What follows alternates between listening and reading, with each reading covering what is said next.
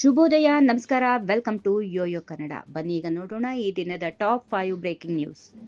ರಾಜ್ಯ ರಾಜಕೀಯದಲ್ಲಿ ಸೆಪ್ಟೆಂಬರ್ ತಿಂಗಳಲ್ಲಿ ಕ್ರಾಂತಿ ಆಗಲಿದೆ ಎಂಬ ಹೇಳಿಕೆಗೆ ನಾನು ಈಗಲೂ ಬದ್ಧ. ಆದರೆ ಯಾವ ರೀತಿ ಕ್ರಾಂತಿ ಆಗಲಿದೆ ಎಂಬುದನ್ನು ಈಗಲೇ ಹೇಳೋದಿಲ್ಲ ಎಂದು ಸಹಕಾರ ಸಚಿವ ಕೆಎನ್ ರಾಜಣ್ಣ ತಿಳಿಸಿದ್ದಾರೆ.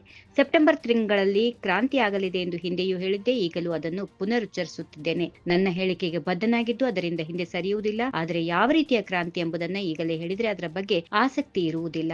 ಅದನ್ನು ನಾನು ಬಹಿರಂಗವಾಗಿ ಹೇಳುತ್ತಿದ್ದೇನೆ. ಆದರೆ ಕೆಲವರು ಏನೇನು ಪ್ರಕ್ರಿಯೆಗಳು ನಡೆಯುತ್ತಿವೆ ಎಂಬುದನ್ನು ತಮ್ಮೊಳಗೆ ಇಟ್ಟುಕೊಂಡಿದ್ದಾರೆ ಎಂದು ಹೇಳಿದರು.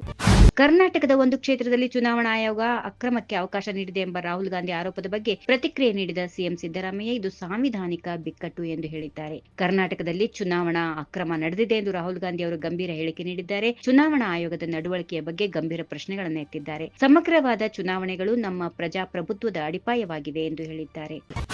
ರಾಜ್ಯ ಸರ್ಕಾರ ಮರು ಜಾತಿ ಗಣತಿ ಸಮೀಕ್ಷೆಗೆ ಮುಂದಾಗಿದ್ದು, ಜಾತಿಗಳ ನಡುವೆ ಕಂದಕ ತಂದು ಬೇಳೆ ಬೇಯಿಸಿಕೊಳ್ಳಲು ಸಿಎಂ ಸಿದ್ದರಾಮಯ್ಯ ಈ ಹುನ್ನಾರ ಮಾಡಿದ್ದಾರೆ ಎಂದು ವಿಪಕ್ಷ ನಾಯಕ ಆರ್ ಅಶೋಕ್ ಟೀಕಿಸಿದರು. ಜಾತಿಗಳ ನಡುವೆ ಕಂದಕ ತರಲು ಜಾತಿ ಗಣತಿ ಮಾಡಿಸಿದ್ದಾರೆ. ಈಗ ಹೊಸ ಜಾತಿ ಗಣತಿ ಸಮೀಕ್ಷೆ ಮಾಡಿಸಲು ಮುಂದಾಗಿದ್ದಾರೆ. ಇದರ ಅರ್ಥ ಹಿಂದಿನ ಗಣತಿ ಬೋಗಸ್ ಎಂದರ್ಥವಾಗುತ್ತದೆ. ಈ ಹಿಂದಿನ ಜಾತಿ ಗಣತಿ ಬಿಡುಗಡೆಗೆ 10 ವರ್ಷವಾಗಿದೆ. ಇನ್ನು ಸರ್ಕಾರ ಕಾಟಾಚಾರಕ್ಕೆ ಜಾತಿ ಒಳ ಮೀಸಲು ಸಮೀಕ್ಷೆ ಮಾಡಿದೆ. ಈಗ ಮಾಡಿದ ಒಳ ಮೀಸಲು ಸಮೀಕ್ಷೆ ಕೇವಲ 15 ದಿನಗಳಲ್ಲಿ ಮುಗಿದಿದೆ. ಕೇಂದ್ರ ಸರ್ಕಾರ ನಡೆಸುವ ಸಮೀಕ್ಷೆಗೆ ಎಲ್ಲಾ ಕಡೆ ಮಾನ್ಯತೆ ಇದೆ. ಆದರೆ ರಾಜ್ಯ ಸರ್ಕಾರ ಮಾಡುವ ಸಮೀಕ್ಷೆಗೆ ಬೆಲೆ ಇಲ್ಲ ಎಂದು ವಾಗ್ದಾಳಿ ನಡೆಸಿದರು.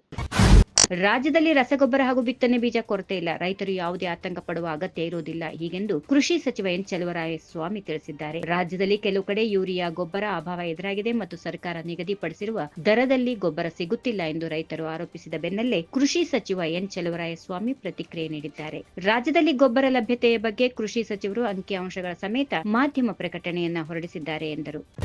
ಸೆಪ್ಟೆಂಬರ್ 22ರಿಂದ ಅಕ್ಟೋಬರ್ 7ರವರೆಗೆ ಸಾಮಾಜಿಕ ಮತ್ತು ಶೈಕ್ಷಣಿಕ ಸಮೀಕ್ಷೆ ನಡೆಸಲು ಮುಂದಾಗಿರುವ ರಾಜ್ಯ ಸರ್ಕಾರದ ಕ್ರಮವನ್ನ ಬಿಜೆಪಿ ರಾಜ್ಯಾಧ್ಯಕ್ಷ ಬಿವೈ ವಿಜೇಂದ್ರ ಟೀಕಿಸಿದ್ದಾರೆ. ಸತತ 10 ವರ್ಷಗಳ ಕಾಲ ಕಾಂತರಾಜು ಆಯೋಗದ ಜಾತಿ ಸಮೀಕ್ಷೆಯ ವರದಿಯನ್ನ ರಾಜಕೀಯ ದಾಳ ಮಾಡಿಕೊಂಡು ಕರ್ನಾಟಕದ ಜನರ ತೆರಿಗೆಯ 165 ಕೋಟಿ ಹಣವನ್ನು ನಿರರ್ಥಕಗೊಳಿಸಿದ ಸಿದ್ದರಾಮಯ್ಯನವರು ಕೇವಲ 15 ದಿನಗಳಲ್ಲಿ ರಾಜ್ಯದ 7 ಕೋಟಿ ಜನರ ಜಾತಿ ಸಮೀಕ್ಷಾ ಕಾರ್ಯ ಪೂರೈಸುವುದಕ್ಕೆ ನಿರ್ದೇಶನ ನೀಡಿ ಮ್ಯಾಜಿಕ್ ಮಾಡಲು ಹೊರಟಿದ್ದಾರೆ ಎಂದು ವಾಗ್ದಾಳಿ ನಡೆಸಿದ್ದಾರೆ. ಈ ವಿಡಿಯೋ ನಿಮಗೆ ಇಷ್ಟವಾದಲ್ಲಿ ಲೈಕ್ ಮಾಡಿ, ಶೇರ್ ಮಾಡಿ, ಸಬ್ಸ್ಕ್ರೈಬ್ ಮಾಡಿ.